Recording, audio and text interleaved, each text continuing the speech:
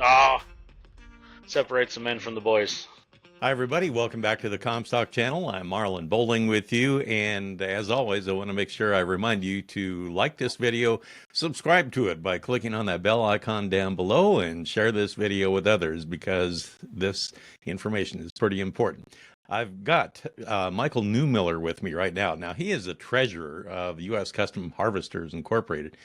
And he's actually very busy these days. He's already harvesting wheat. Mychal, if you would, tell me where you are today. I understand you're kind of in northern Texas. Yeah, right now we've got combines. A couple heading north of Chillicothe, Texas.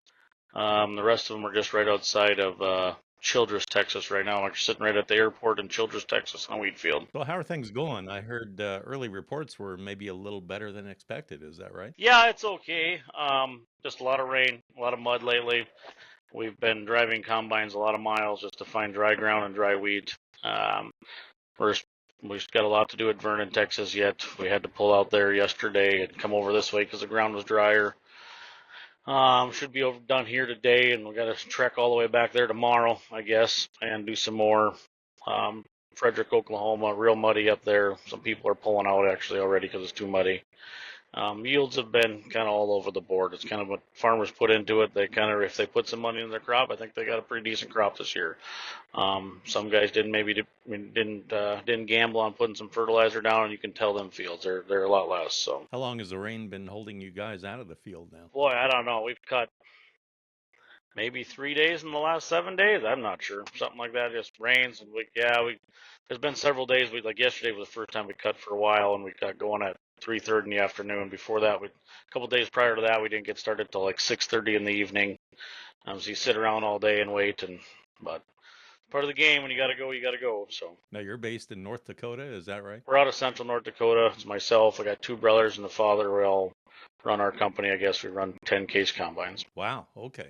So you run all year long through the wheat season up north toward Canada, or where do you go? Yeah, that's the goal. We'll go here. Obviously, Oklahoma. We're actually supposed to be in Oklahoma already, and I don't know what we're gonna do. We got to start pulling some combines out here in the next couple days.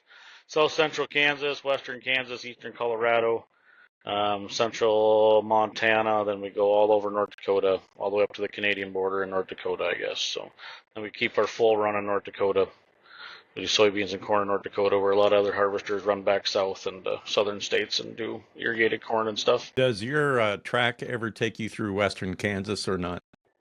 Yep, that's we heard today they got a lot of rain a couple days ago, um, but they're looking 2 to 3 weeks out yet there, so which we're Sounds gonna like in need the that. southwest part of the state, and maybe there isn't even too much to harvest there. So we go by Leoti, Kansas, and a little bit further back east of there between Leoti and Scott City.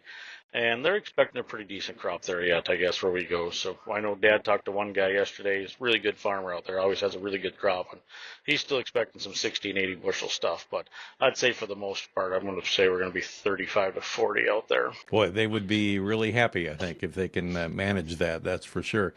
Are you running into decent test weights this year in Texas so It's far? been, test weight has been really good before the rain. Um, Before the rain, we were sort of 64 and a half to 65 stuff.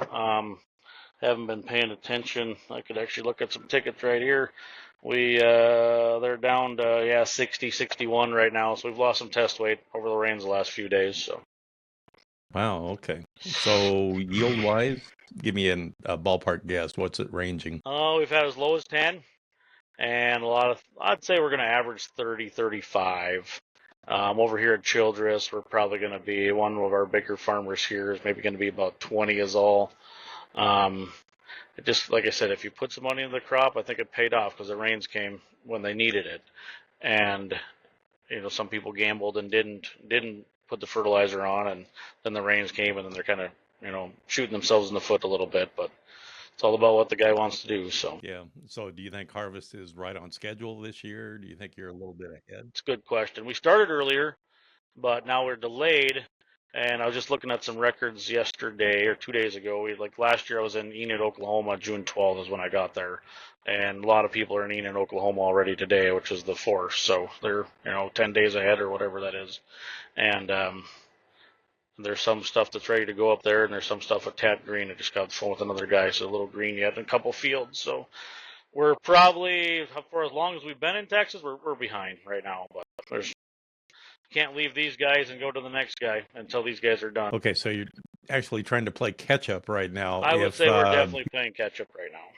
yeah, if people are wanting some extra help custom harvesting, it's going to be kind of hard to come by now, right? I made a lot of phone calls the last couple of days to try to find someone to cover some work of mine in Oklahoma, and everyone's no, can't do it. We're behind. So, try to do your best you can for the farmers. You know, it's their 1 week crop, their one time to make money, and you got to be there to do it. But it's a kind of a stressful game right now, so kind of feel bad. I guess in a way that's a good problem to have, isn't it? Because you have plenty of business. Yeah, we do.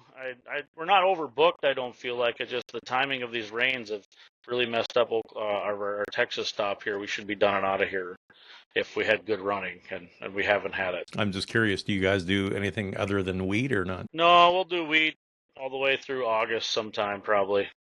Mostly winter wheat all the way up. Like Montana for us is half winter wheat, half spring wheat. Once we get to North Dakota, it's all spring wheat and canola at that point. But a lot of different crops once we hit North Dakota. Makes for a long year, doesn't it? I can feel for you guys. Separates the men from the boys. That's a good way to look at it. Well, I know you're busy. I'll let you go, but thank you for the update. I appreciate that, and I wish you guys a safe and healthy harvest as you work your way further north this year, okay? All right. Thanks for the call. Appreciate it. All right. Thanks, Mychal. That's Mychal Neumiller. He is currently harvesting wheat around Vernon, Texas right now. Well, that'll do it for this episode on the Comstock channel. I appreciate that. For Brianne Hendrickson, our producer, I'm Marlon Bowling. We'll catch you next time. Thanks for joining us on our Comstock YouTube channel. Don't forget you can also find us on Facebook and TikTok as well. Futures trading involves risk. The risk of loss in trading futures and/or options is substantial, and each investor and/or trader must consider whether this is a suitable investment. Past performance is not indicative of future results.